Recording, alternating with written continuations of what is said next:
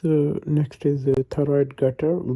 It's a V9. A 70-year-old man has been sent to your clinic with an obviously enlarged thyroid gland. How will you assess him? So obviously he has a thyroid gland enlargement. I will take a history inquiring about the following symptoms. First about the hypothyroidism, and then about the size of the goiter, which is physically compressing on the trachea, esophagus, and giving her symptoms.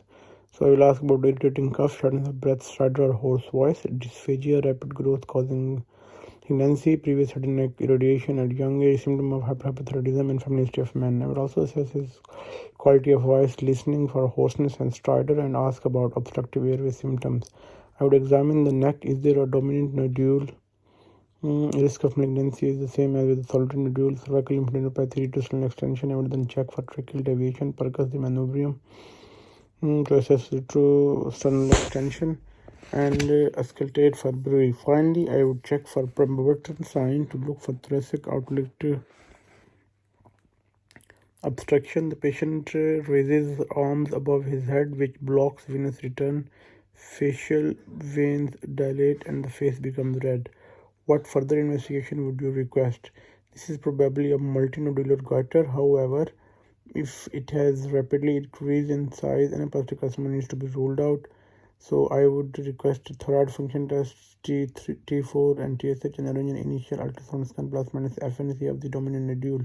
If the goiter is retrosternal, I would request CT scan.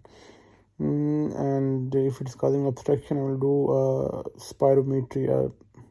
What are the causes of multinodular goiters? So multinodular goiters are due to the enlargement of simple goiter, which develop due to TSH stimulation secondary to low level of thyroid hormone. The most common cause is the endemic goiter due to the iodine deficiency. The increased demand for thyroid hormone during pregnancy and puberty.